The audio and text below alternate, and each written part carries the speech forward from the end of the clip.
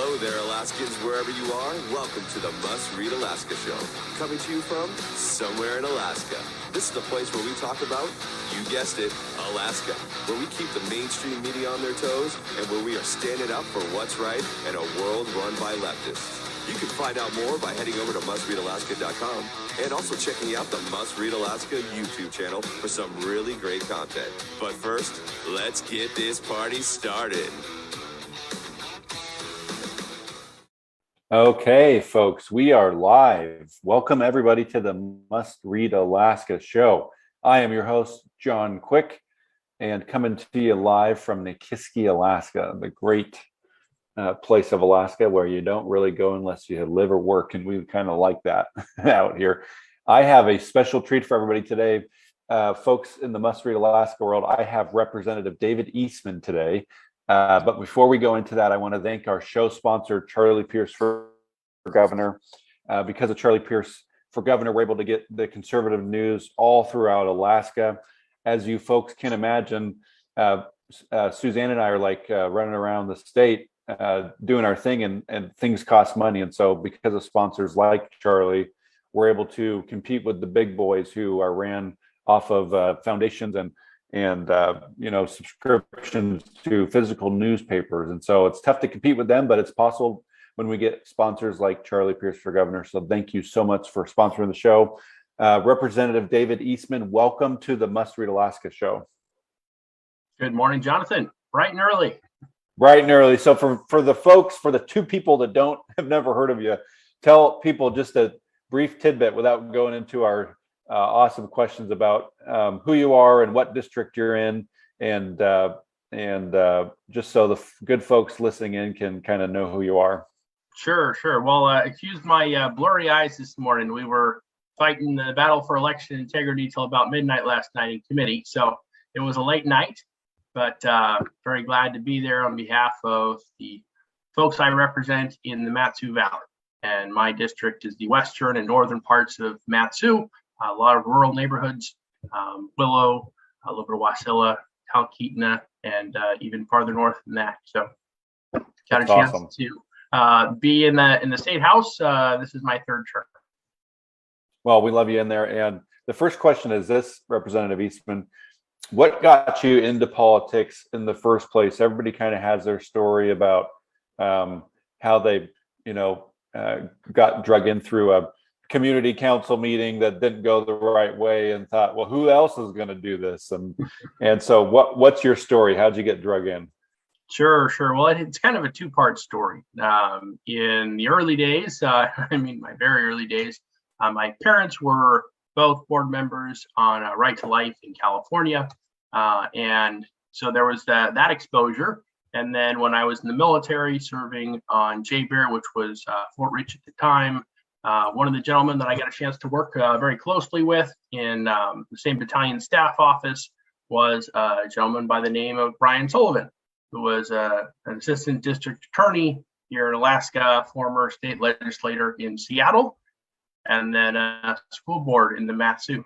He was serving there for a period of time. When I was in the Army, in fact, kind of on my way out, but not quite. He and I both attended a Republican district convention together, and that was back in 2008. And at the meeting, someone asked me if I would run for bonus chair, bonus vote position, and Brian kind of gave me the nod, like it was okay to go to the meeting and that sort of stuff. I don't know what it exactly was, but he was there. He outranked me. He was a major. I was only a captain. So I figured it was good enough for government work, and the rest is history. Nice. So did you become the bonus vote? Actually, I did. Nice. Yeah, I was the bonus vote for a couple of years out here in our district. And man, I didn't realize bonus vote means you got to do a lot of stuff. You got to show up to a lot of meetings. In my district, it was you got to help the chair run everything and do all the work. So, yeah. Nice. So one of the cool parts about your story that I read about, and maybe some people don't know, is that you went to a very prestigious Army school. And talk to us a little bit about maybe how that time going to college there and serving in the Army, did that help you, with a life of public service? Now you're elected official. I actually played golf at that school back in the day. So once, or maybe twice. It was one of the most interesting schools I've ever been to. It's probably the only school that I can think of that has an actual U.S. government mint on location. Yes, there's mint and there's a golf course, and they're both right outside campus, so you can walk there if you care to. Of course, walking around campus is not necessarily the easiest thing. There's a lot of mountains at West Point. Yeah. But so talk to us about West Point and if that, being in the military, Army specifically, helped you with being an elected official. Yeah. The 4 years I spent at West Point were periods of transition. I started at the end of the Clinton administration and then into the Bush administration. By the time I was out of the Army, Obama was already president. So I got a chance to see the country through 3 different administrations, and they were very different. And during my time at West Point, the culture war was in full swing. One of my mandatory lectures I had to attend was from a gay cannibal from Papua New Guinea. And he was there on behalf of the English department. So there was more than a few things going on. There was certainly a lot of changes in the English department. Shakespeare was thrown out for a time before he was brought back. The stuff they tried to replace him with wasn't any good, I assure you. And so it was more politics, I think, than is customary for the most West Point graduates over the last 200 or so years that the academy's been around. Yeah, probably even worse now. It's come a long way even since I graduated. That's right. So when you served in the Army, do you think sometimes when you're in these situations as an elected official, like, well, if I compare the child's play for kind of the elected official life compared to war and all those kinds of things that you have to prepare for in the Army, comparable, or are they basically 2 different apples and oranges? Well, there's more parallels than not, and I think war is the extension of diplomacy by other means, and certainly there's a lot of politics involved. And yeah, there was plenty of preparation of being in some tense and difficult situations in the Army, in Afghanistan, having come back from those. A lot of the stresses and rigors of being a legislator, while it is stressful at times, doesn't compare on that level. And I wish more of our elected officials had served some time in the military, had been on the front lines, know what it's like to either have your life in danger or at risk, or be in combat, and come away from that knowing that you can stand and you can do what you need to do, and you can come back and live to tell the tale, and it'll be all right afterwards. I like that. My representative is Ben Carpenter, and man, I can't thank him enough for his service and how, that he talks a little bit. He was on our show a couple months ago and talked about how that helped prepare him for having to deal with all the shenanigans that happened at the in the House. So thanks for your insight on that. Tell me a little bit about maybe a couple accomplishments in your life on the political front that you're proud of. I know that oftentimes it feels like it's possibly an uphill battle, especially the last couple years in the House, where us folks that are not elected representatives think, oh man, it's going to be awesome, we have the majority of Republicans in the House, and then things tend to shift and be different as folks switch over to the Democrat side. So tell me, so it makes it hard to accomplish things, is my point, as a Republican, when folks are going over and creating their own majority with the Democrats. So tell me one or two accomplishments that you're super proud of, in the last couple terms that you've been there elected. Sure. Well, one of the folks I like to talk about is Calvin Coolidge, and he was well known for saying that it's not the bills that you pass, it's the bad bills that you stop. Yeah. And that's certainly been the case. In one exception that comes to mind, it was not only a bad bill that we needed to stop, actually needed to stop before I got elected, but we also were able to repeal, and that was SB 91. And when I was first a candidate for the House, I was going door to door. SB 91 hadn't been signed yet. The legislature had passed it. Governor Parnell, other voices, myself included, were asking the current governor not to sign it. And I was, going door to door talking about what it was. Some people knew, some people didn't. I think there was one door I knocked on where I said, hey, I'm opposed to SB 91, and got a polite, okay, well, I like it, so go away. But the vast majority of the doors I knocked on, either people, were concerned about it or didn't know about it or were very concerned about it. And so that was the issue of the day at the moment when I was first campaigning. And that was my first 3 years. And I certainly wasn't alone in opposing it, but between then Representative Laura Reinbold and I, we in many respects, we're working together to help eliminate that. And that was I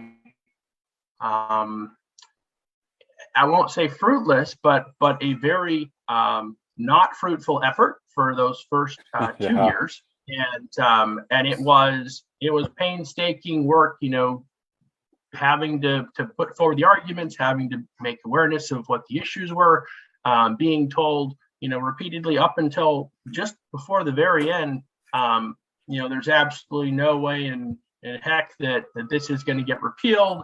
All the leadership in the House loves it. We need to give it 5 years because we need to let it work and get the evidence and the data, and then we can come back and talk about repealing it. And that was exactly the opposite of what my constituents were asking for and what I believed in. And so taking the long view from the beginning, we knew it was going to be hard. We knew, Governor Walker really wasn't there to help us. And neither was the Rules Chair, Chuck Kopp, and neither was the Judiciary Chair, Matt Clayman. Whether they're Republican or Democrat, the leaders were very much lined up to defend it and protect it. So we were told, it was hopeless, it's never going to happen. But 3 years later, with the new governor, we were able to pull it through. So that's one that I'm an accomplishment I'm proud of. A bill that if I was in the House at the time, I would have been working to try and keep from getting passed. But when I got elected, we were able to pull it back. Yeah, man, that was just a mess of a bill. I remember talking with some of the defenders and judges here in Kenai. When I was first kind of the crime sprees were happening here on the Kenai Peninsula, and people were being let in, they were being arrested and then let out, arrested, let out. And I remember talking to some of the folks, here at the Kenai courthouse, judges or lawyers or whatever, and they were basically telling me their hands are tied. What used to be they could put somebody in jail for 30 days, they have to let out the next day. What used to be, put the person and have them have a significant amount of bail so that, they'd have to put up something. Now it's nothing. And so it was one of those things in Nikiski, I could literally see it affecting Nikiski in a horrible way. So I appreciate your steadfast work on making sure that got repealed, I guess is the best way to put it, but it's no longer in existence. So it did eventually. And I was talking with, fathers whose, a son was a state trooper and was talking about how, he'd arrested the same guy multiple times on the same shift. And that was happening. That was real. And it was affecting, those in my district severely, mostly on the property rights side of things. So I was talking with individuals who were telling me, hey, between you and me, I had to, plant mines on my property because if I don't, protect my property, then I'm not going to have, anything to eat for my family. And it was just that time of desperation. And if I'm glad we're not still fighting that battle, because it was a long one, it was a hard one, but it was a good one. And what people don't often realize, people talking about critical race theory now, that was our state's first big experiment in implementing critical race theory. That was how are we going to oppose systemic racism? Well, we need to oppose systemic racism in our criminal justice system by reducing sentences, putting people out of jail, making it hard for police officers to arrest people, making it hard for them to stay in jail once they've been arrested. And so if you want to know where that leads, that's your prime example. We were a little bit ahead of the country on that one. Yeah, and how miserably it failed. So the big hot topic seems like every year since Walker decided to mess around with it is the permanent fund. Yesterday, for folks that have not heard, the Senate passed their budget and it had a $5,500 permanent fund / energy rebate in there. And Representative Eastman, what are your thoughts on that? I know that it could possibly go back to the House. Do you think folks in your district would be very excited to get something like that as opposed to the crumbs that we've been getting the last couple of years? Yes. Well, I'm often reminded that folks are still waiting on their 2016 dividend, and 17, and 18, 19, 20, and so forth. And I've been doing everything I can to give it to them. For me, it's a question about rule of law. The entire state had an understanding of what the law meant, and the consent of the people is represented in the law passed by the legislature. And then when you have a judge come back and say, the people consented to something that they didn't, think was what, and the legislature didn't think was what, and now we're going to operate on an entirely new law. We didn't change the law, which you could do, of course. We're just deciding to make the words mean different things. That undercuts not just the PFD, that undercuts all of our criminal laws and all of our appropriations and budgeting process. Yeah, it kind of throws a wrench in the whole thing. The majority of the folks in your district, my guess would be in favor of a full permanent fund? Absolutely. Check. Yeah. Well, that's the folks in my district as well. I think that a lot of folks in the Kenai Peninsula Borough are just like yours. Where's the rest of my 2016, 2017, 2018? I know that Governor Dunleavy and other folks like yourself in the House and the Senate have tried to, push for the full permanent fund. But as you know, and a lot of people don't realize, you can't do much without the majority. And so we'll see where this lands. And hopefully it's in a place where we get a check that's closer to 5,500 than it is to 1,200. So there's a lot of kind of doom and gloom right now. I think not only, if somebody turned on the news and saw the stuff that is happening in the lower 48 with essentially rioters showing up to our Supreme Court justices' houses, and it's kind of probably triggering a lot of stuff that happened a couple summers ago, where basically groups of people literally burned down cities all across America. It tends to lend itself to very little hope for folks thinking that America's on the right path, or even our Alaska economy could potentially turn around. So what are you excited about in Alaska right now? Is there any big projects on the horizon? We're kind of notorious in Alaska for screwing up every big project that's kind of handed to us on a silver platter. But is there anything big that you're excited about in Alaska right now that is happening that folks need to know about? Yes, well, it's not going to be a capital project, though those can be good. Oftentimes they go bad. In the Matsu, we had a ferry for a time. Now the Philippine Red Cross owns that, last I heard. So it's not that we need to find a good cause to spend a lot more money on. But what I'm most excited about right now, which might seem a little bit counterintuitive, is our election integrity. having sort of been aware of that problem and fighting it in different ways for a very long time. It goes back to the first campaign that I helped on in the 90s. It was a congressional race, and there was all sorts of election fraud involved in that one. But since then, trying to raise awareness to that issue. Now we have a lot more awareness. Now we have the ability to try and make some progress there. Obviously, last night we're trying that in Jonathan Christ Tompkins' committee. It's not something I think that he would consider his top priority. So we're not there yet politically, but you've got folks like Dinesh D'Souza. You've got folks like Seth Kesher was just here in town 2 weekends ago. There is so much more awareness right now of the problem and how pernicious it is that we are miles ahead of where we've been for the last 10 years. And we're not there yet, but I think this is the next big thing. And Alaska has been in a bad way as far as election integrity for a long time. I was there back when Joe Miller was running against Lisa Murkowski for the first time in 10. A lot of different issues that came out of that race as far as how our elections are handled. You had a situation where Lisa Murkowski's brother-in-law was designated in charge of the ballots, after the election, and just things like that in any other state you'd be like, how is that even possible?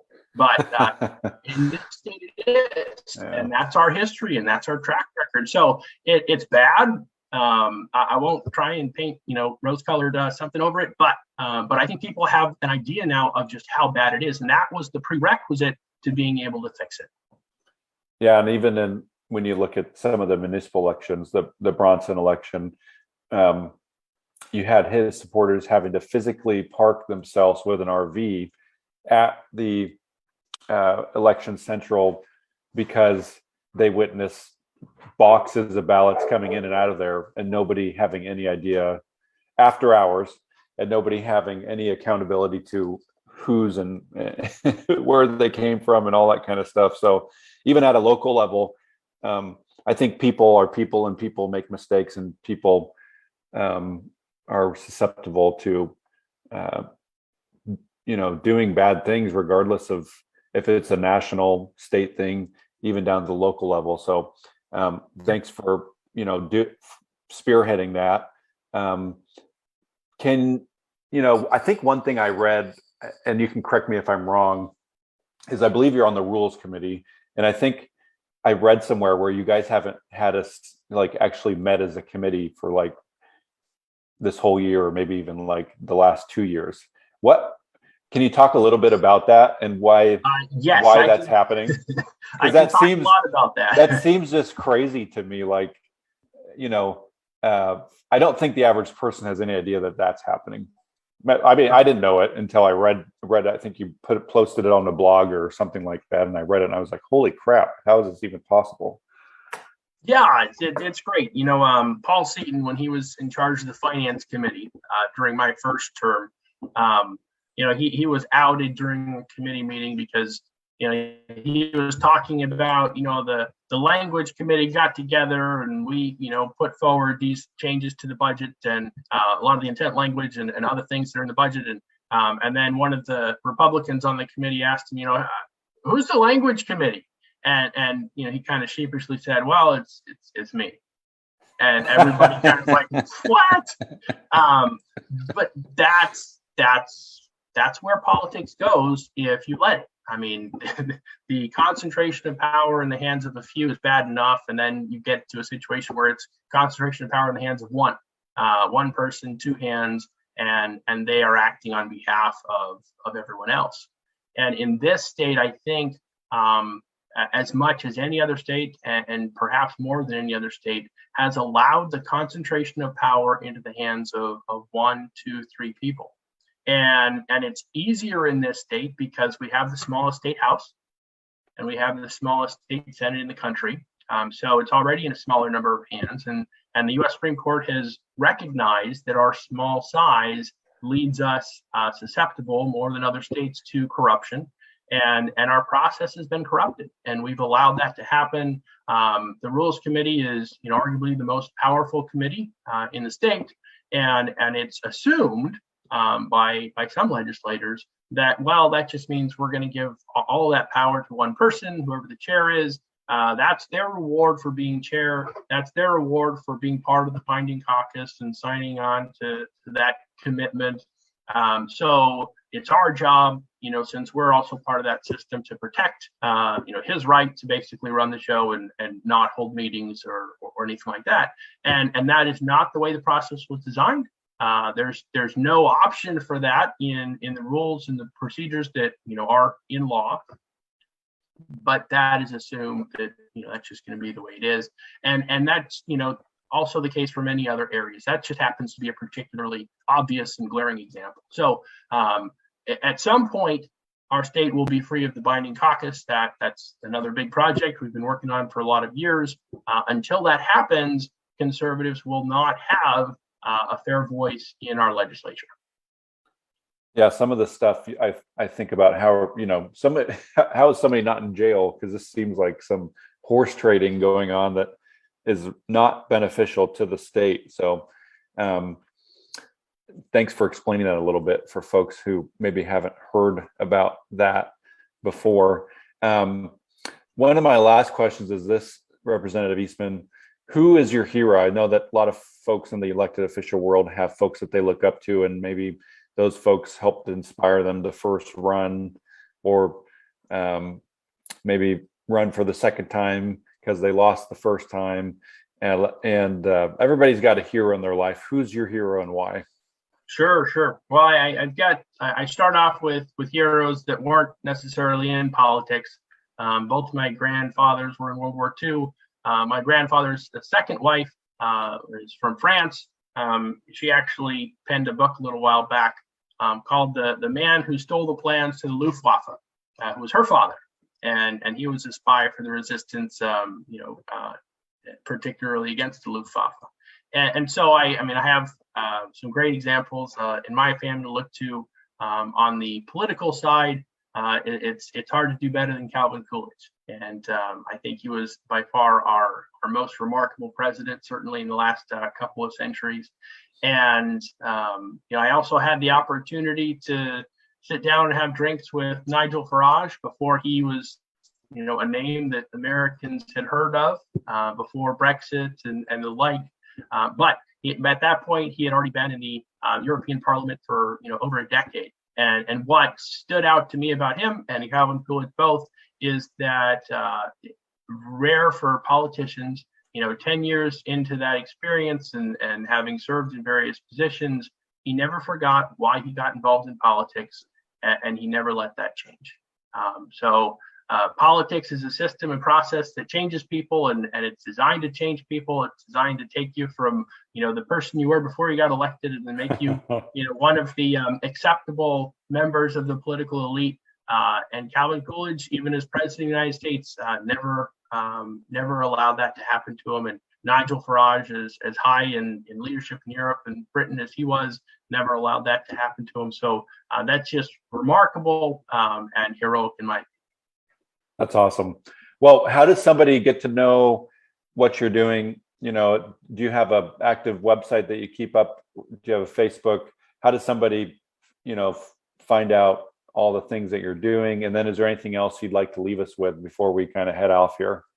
Sure. Well, one of the things you can do is you can pick up the phone, you can give me a call. I try to be accessible, particularly to those in my district or someone where there's some way that I can be of help as a conservative in the legislature.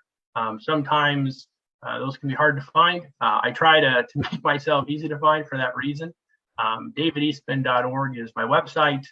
You can also find me on Telegram, David Eastman, or some of the other social media. So I'm on Truth Social. I'm on some of the other channels, Caucus Room and whatnot. But I think your best bet is probably Telegram. Second best is going to be Facebook. But always go to my website if you're looking for the latest. Awesome. Do you have a generic office number that you can give here on the show for folks? Yes, you can call me at 465 2186. And that will get to me either if I'm in Juneau or back in Wasilla during the interim after session. Awesome. Well, thank you so much, Representative David Eastman, for joining us on the Must Read Alaska show. Keep fighting the good fight. I know that you're somebody who sticks to, if there's one thing we could say about you, you're somebody who sticks to what you feel you're called to do, and you hold the line on what you feel is right and wrong. And so oftentimes people don't necessarily appreciate that or agree with that, but you stay true to that, it seems like, on every single vote that you do. So I appreciate that.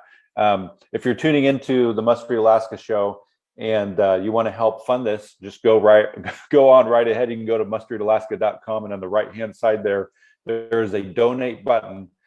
We operate on donations from folks all over Alaska and the lower 48. We're not funded by a foundation like other large news organizations here in Alaska. We are funded by small donors, hundreds of them every month. So we want to thank folks for listening to Must Read Alaska. We also want to thank Charlie Pierce for governor for being our show sponsor and helping us spread conservative news through all the nooks and crannies of Alaska. James Baisden will be on the show Friday morning talking about politics in Alaska. He kind of covers what's happened the last week. And so tune into him Friday morning. And then Suzanne and I will be back on the show Monday morning. And if you missed it this week, you want to tune into the last show, because we interviewed Santa Claus, who is an independent Democratic socialist, nice gentleman. He probably, him and I don't agree on much, but he is a hoot to talk to. So for folks that missed the Monday show, tune in and listen to Santa Claus. It's entertaining, to say the least. So until next time, from somewhere in Alaska, I'm signing off. Your host, John Quick. Hope you have a marvelous rest of your day. Thank you so much, David Eastman, for joining us.